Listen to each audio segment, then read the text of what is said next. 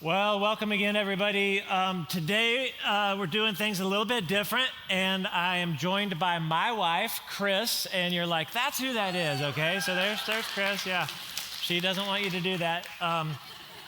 But anyway, we've had a good morning together just talking through all things family, so some marriage stuff, some parenting stuff, a little bit of grandparenting stuff.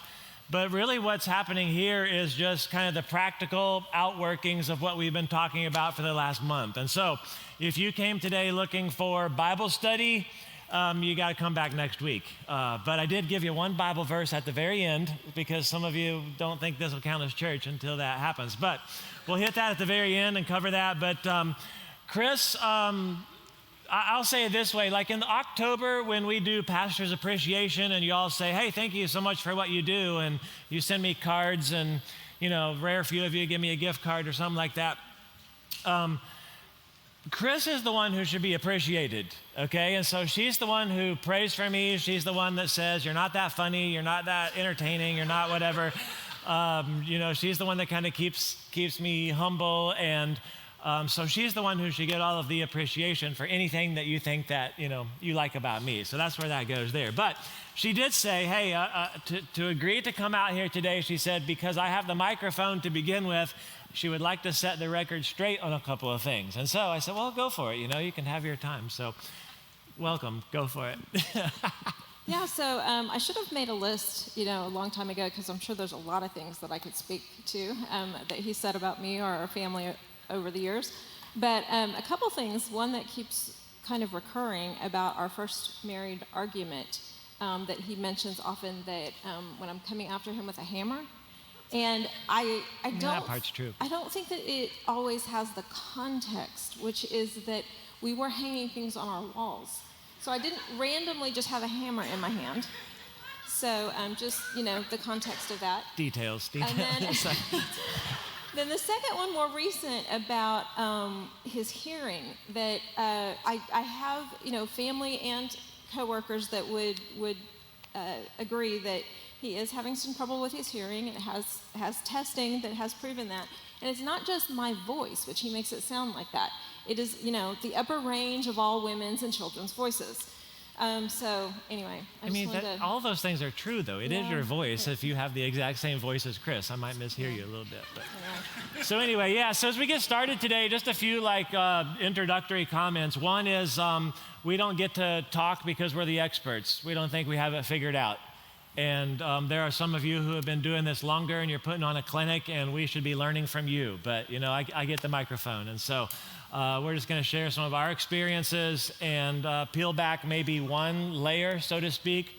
But I thought I'd just start with showing you a few family pictures. And I think this is the first one I can find that has after our youngest was born. And so they're not black and white because it was that long ago, okay? It just happened to be the one that we could find. But so Chris and I, our oldest, Jordan, Jessica, and then Desiree. And so then we just kind of age progressed a little bit to the next one, which is probably, I still can't get it right, 6th, 7th grade for him, like 7th, 4th, and, second grade, somewhere in there.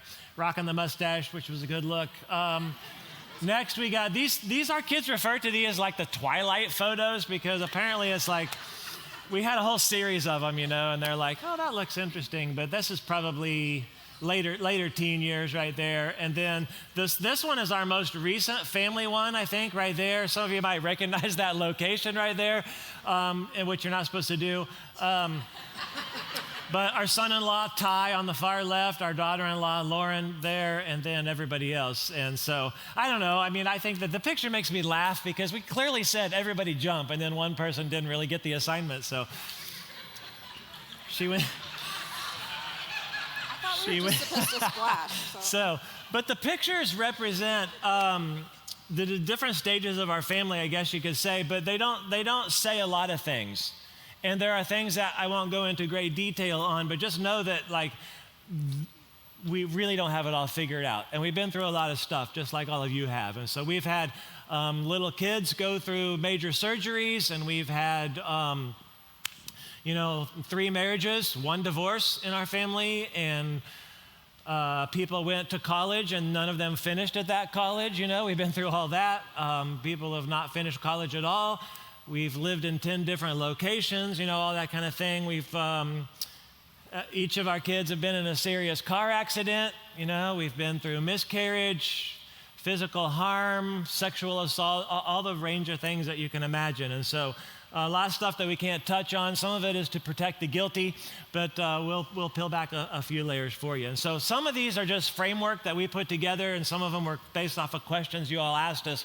But I put all the stuff in your notes if you can follow along and maybe even work through it yourself today. But I thought I'd start on the easy side and just say, all right, what are some things that if we could go back and do it again, we would do it the same way? And we came up with a couple that we'll just share with you today. And I would just start with an easy one and say, I think that we did balance well. I think that we taught our kids or showed them what it was like to have a balanced life. And I say that in one regard, like you can only play one sport at a time.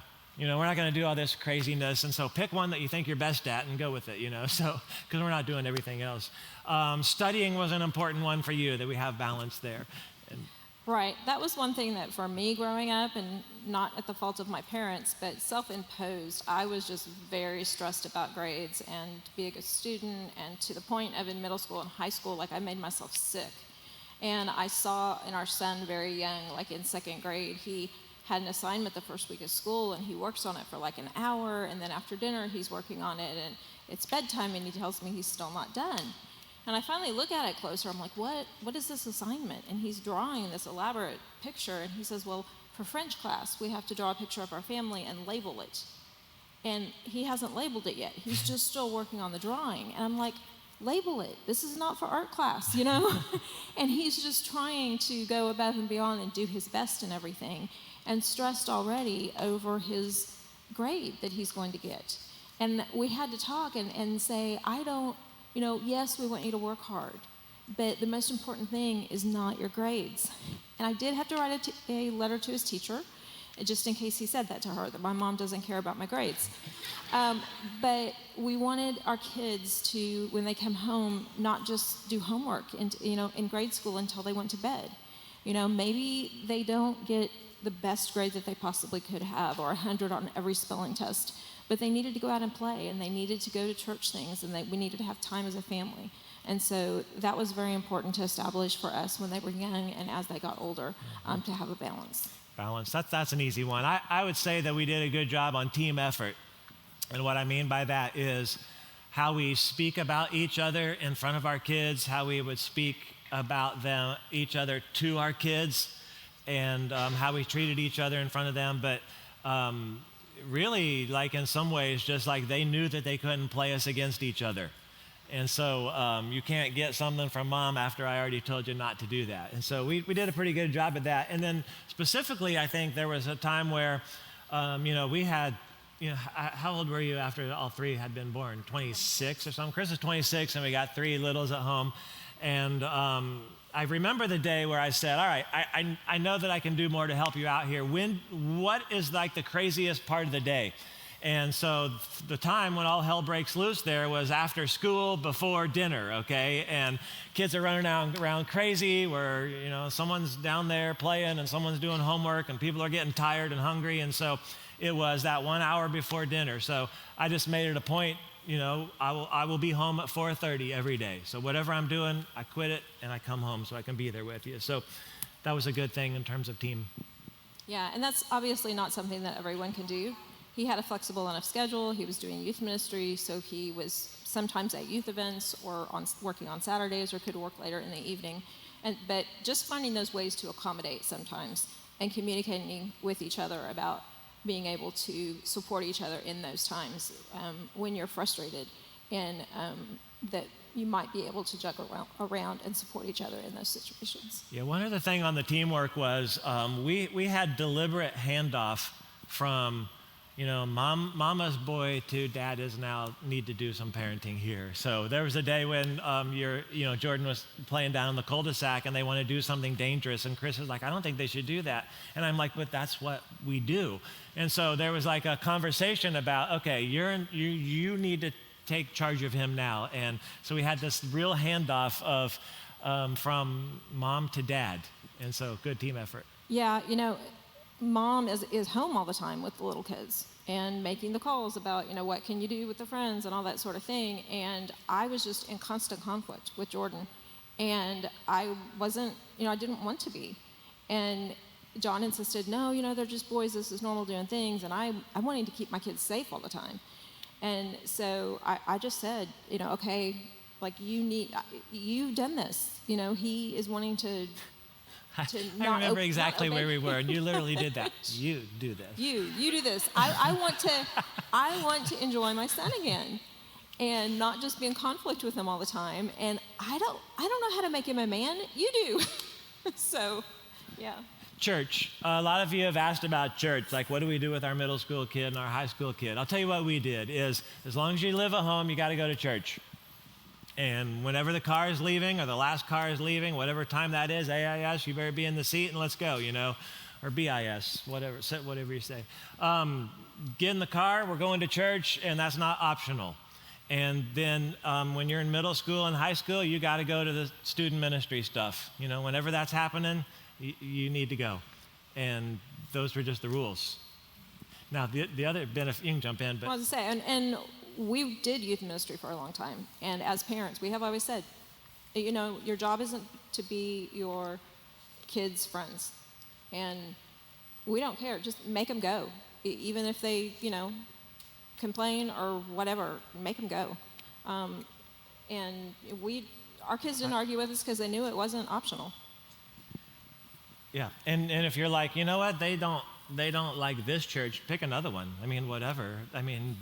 One that you're like, this is the one we're going to, So one of the benefits, now our kids had a lot of downsides growing up with me as a pastor, but one of the benefits that I used was I can teach them what I want them to be taught from the stage. And my kids heard all of my sermons growing up. And so, they sat through 5 weeks on sex, and they hid the whole time, like, this is so embarrassing, I can't, would you please be quiet, But like, what do I want to teach? What do I want the church to teach that they would hear? So that was a benefit for us. And yet then I would say this, is that more than them growing up to love church, we wanted them to grow up to love Jesus. And church would be a vehicle for that to happen. So I want to make sure we don't get that backwards. All right, let's move on to important things like discipline. This is still under the category of things that I think that we did right, okay? And we'll skip over some of that stuff. Some of you asked about calls. Have you ever gotten a call from the school?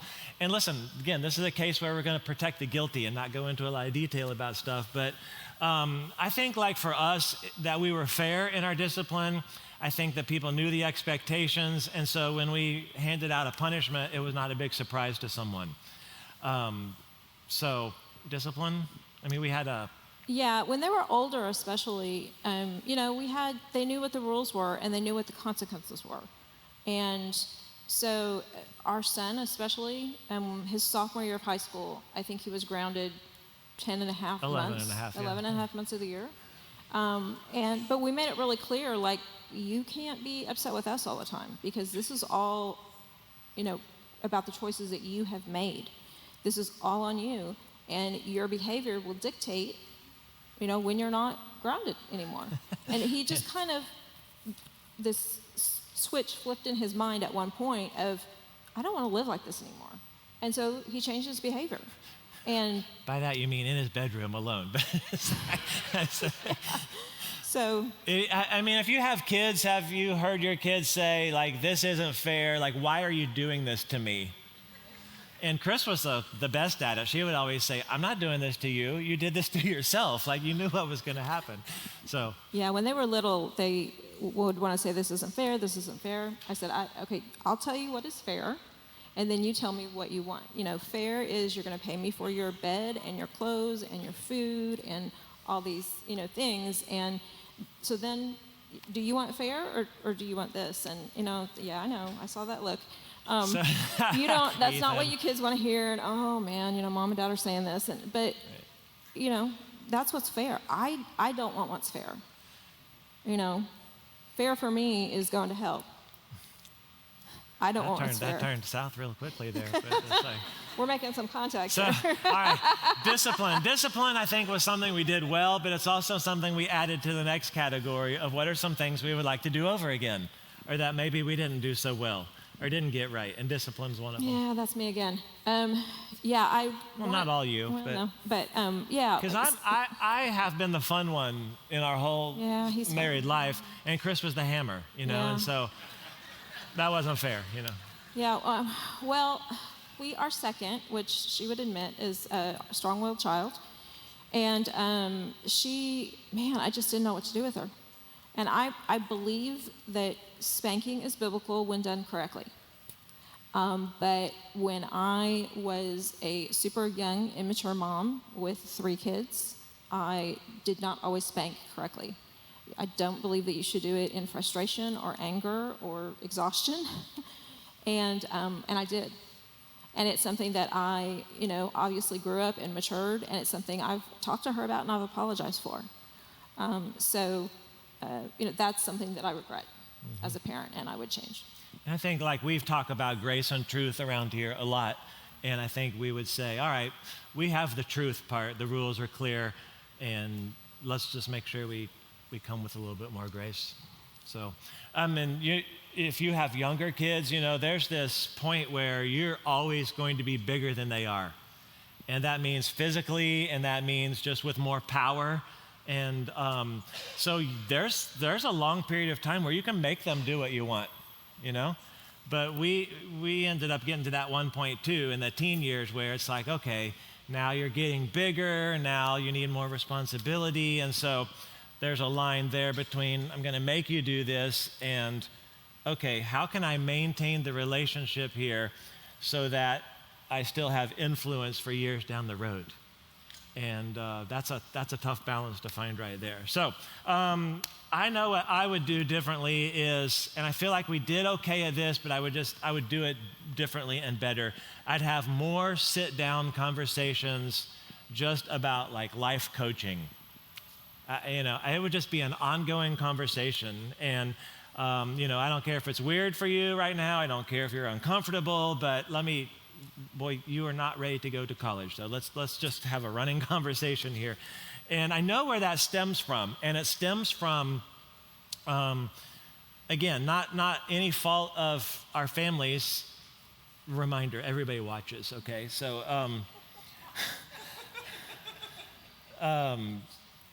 we weren't the best versions of ourselves for years. And a lot of that was picking up habits that we had been passed, that were passed down to us, the things that we observed from our own families, going, maybe that's normal and let's just do that, and not realizing that it wasn't. And I passed down a lot of stuff from my parents. And so I would try to figure that out earlier and do something about it. Specifically, I guess what we're saying what are those generational things that we might want to go back and change? And I wish somebody would have helped us figure that out earlier, or we would have known that, hey, there's work to do here. So, no? Yes? Okay. Well, specifically, it was years. We had already had kids. I'm in my 30s, and realizing that the relationship I have with my parents is still parent-child relationship. Not realizing, this should be adult-to-adult relationship. And that's a big shift when you've done this for so long to get here. But I think once we were able to make that move and those realizations, that started to change things for us and for our parenting.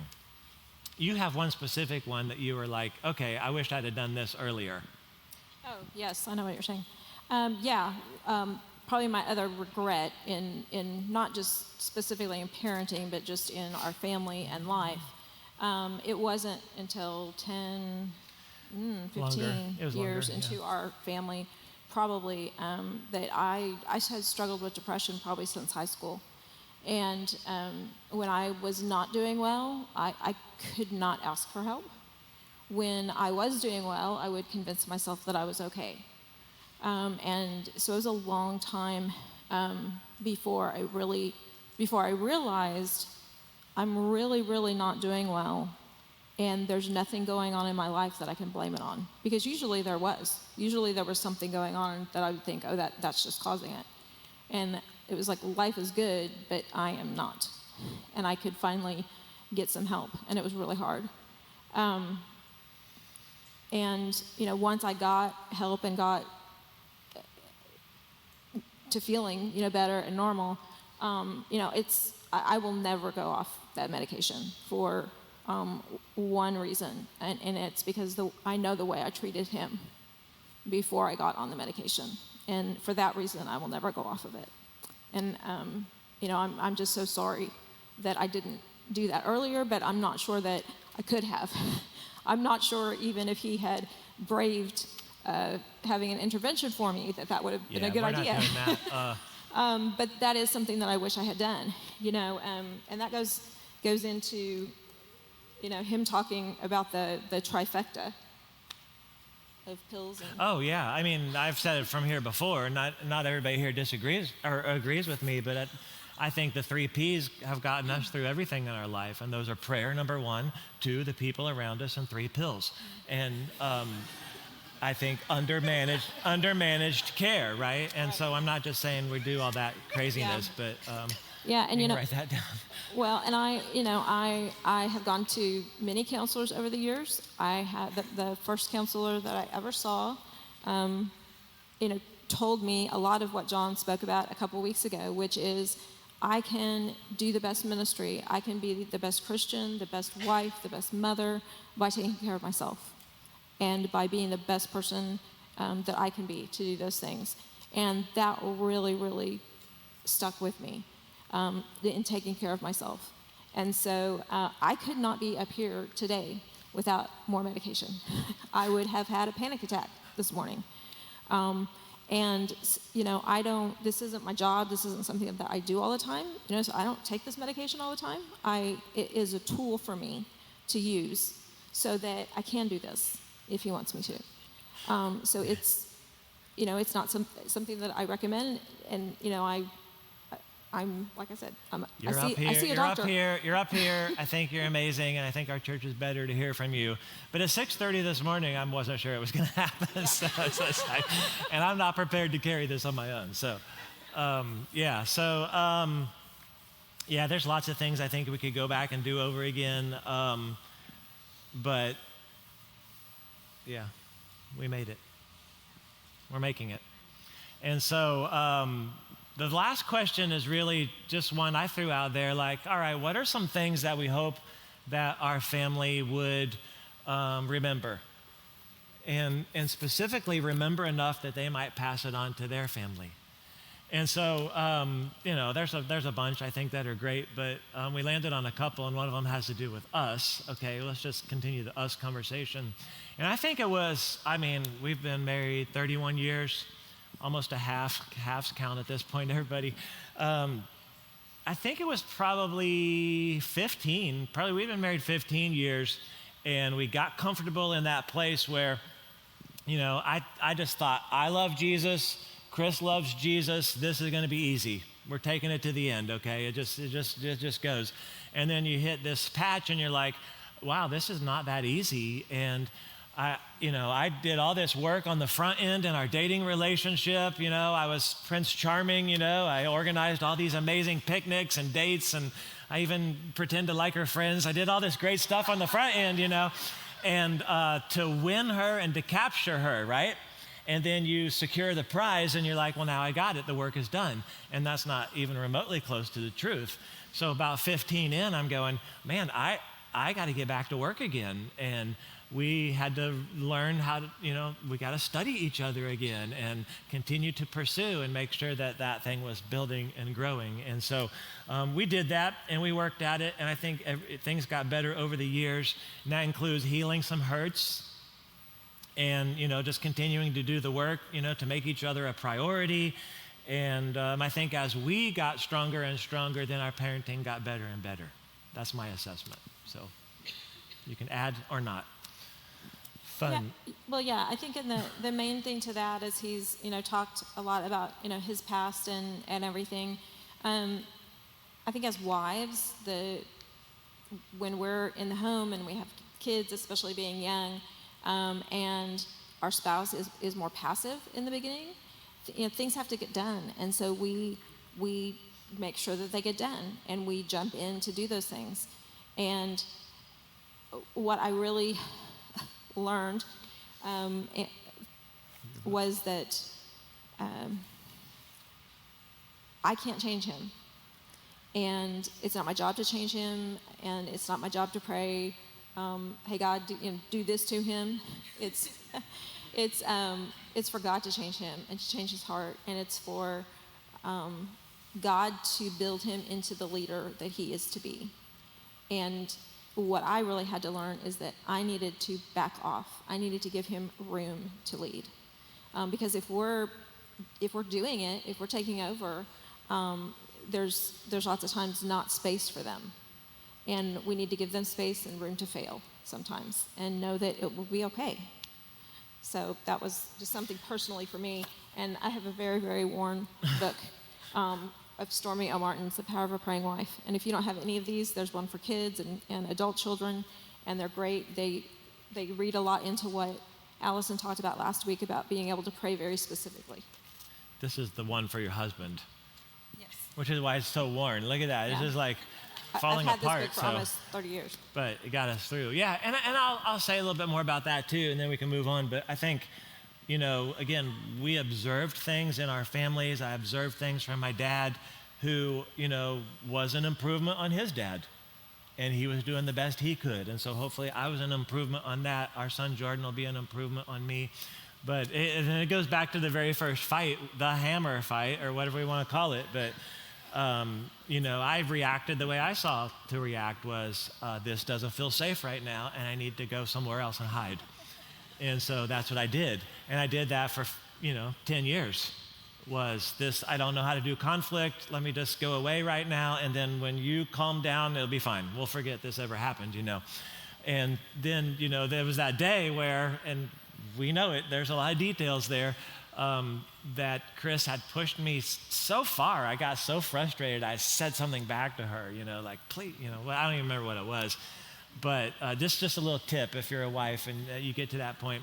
She laughed at me. And her response was, I was so surprised when he finally said something. Yeah. Finally, I got a reaction out of you. And so that was kind of the beginnings of learning how to work through. And that made him really mad. Yeah, how to work through conflict and communicate. But again, that's kind of one of those generational things. But anyway, things that I hope that they'll remember, I think they will, and pass on, was that it was fun. It was fun to be a part of our family, I think. I think it still is. And there was just a lot of laughter. And a lot of that happened at dinner, and that's when Chris was like, I wish somebody else would help me parent and not be a kid. But, it was a lot of fun at dinner for us. But we did a lot of family game nights, and every kid is responsible for the entertainment. And so they would make up the craziest games, and, they would put on a whole variety show, and some people ran a, family newspaper for years, and it was just a lot of fun. And we did individual dates, too. Chris would take each of our kids out on a date. I'd take each of our kids out on a date, and we would say, hey, here's your a budget, right? And if you want to blow all of it at, CC's Pizza, then that's what we're going to do. But, you can do that, and you can do entertainment, and you get to choose what we're going to do. And so what I like to say, and if you have more than one kid, they all think the other one's the favorite. You know what I'm talking about? And our kids to this day, they all have a different, actually they'll choose two of the three. You're the favorite or you're the favorite. And everybody knows it's not that one. But that's not our doing. That's their own pull, their own thing there. But we get to say, hey, listen, at one point in time, each of you has been our favorite, okay? And so it just changes. It's on a revolving cycle. All right. Anything else you want to add before I close? I would say the very last thing that I think that they will remember and they will pass on is that we wanted them to trust God over everything else. And I think that we taught that. I think we modeled it in some ways. It's the verse I put on your program. I said last week in the message, if I get one final thing to teach, it's either going to be the wise and the foolish builder, or it's going to be from Proverbs 3. And that's the passage, which I think they're the same message in the end. And it just says, trust in the Lord with all your heart. And I think that's true for you as a parent, but that's really what I want to communicate to my kids. You trust God with everything that you have and whatever you can muster up, okay? And not just part of it, but I want you to keep taking steps to grow to trust Him with everything that you have. And in all of your ways, okay? Don't rely on what you understand or what you think or what makes sense to you, okay? But in all of your ways, physical ways, emotional ways, mental ways, your spiritual ways, know him or acknowledge him, and then he will make your path straight. I think we do a lot of teaching on, I want you to walk a straight path, but I wanted to back it up all the way to the beginning to say, I know that that will happen if you grow in your trust in the Lord. We're going to teach the book of Proverbs all summer. I'm pretty excited about it. And the amazing thing about the book of Proverbs is it's predetermined essentially where every path will take you, if that makes sense. And every decision that you and I make sets us on a path or a road or a way. And Proverbs says you can go this way or you can go that way. There's a way of wisdom, there's a way of foolishness. And the amazing thing about Proverbs is he tells us ahead of time where it's going to end. And so I think that we did a good job of it, I want to teach you what it looks like to trust God. And one of the ways we did that was to model it, I think. And again, we're not the experts at this, but I think there was enough times where we invited everybody in on the conversation to say, hey, we're thinking about making this decision. Let us tell you how we're processing all this. Or this is something we really think God wants our family to do. And I know it doesn't make sense to you all, and your friends think we're crazy, but this is listen, we really think God wants us to do this thing, and we've been praying about it. How do you all feel about that? And we're just trying to teach them, walk them through, here's how we're doing it so that you can do it. Because above all, I want you to trust God. Why? Because in the end, it says he will direct your path. He'll direct your path. Final thoughts? It's amazing how each one was just a little bit different, isn't it? That doesn't by any means mean you should go watch all of them. They're all basically the same. But we'll just close this way. I'll give you 2 tidbits, and then I want to pray for you. We'll sing. I think there's baptism today. Now that we get adult kids, and we can't make them do anything, okay? And we can't tell them how to parent their kids. I think this is helpful for somebody in the room today, okay? You are responsible for what you teach. You're not entirely responsible for what people choose to do. Okay? So you trust God in how you parent and lead your family. Become the best version of yourself, and it will make everybody else around you better. You're responsible for what you teach and model. The last thing I would say is you do your best, and you pray that God covers all the rest. Okay? And so that's how I'm going to pray for you all today. And I would just invite you all to stand, if you would, in this moment, and let me pray over all of you. Thanks for listening to us today.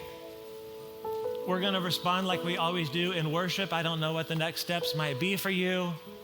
If you've been thinking, I should be baptized someday, that water is ready to go, and we are going to celebrate one together this morning. So let me just pray over all this. God, today, I just pray over this room of people that represents our church.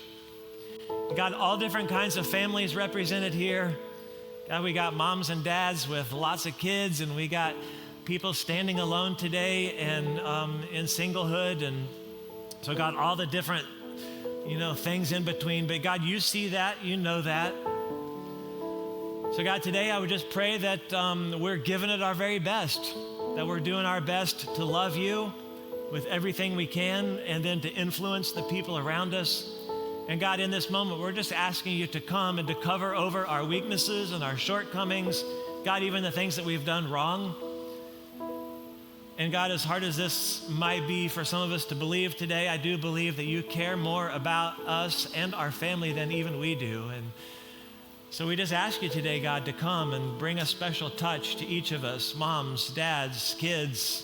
God, those of us who want to be moms or dads, or those of us who are just trying to figure out life as a single. And God, you still want so much for us, and I pray that we would find the healthiest version of us today that loves you and trusts you.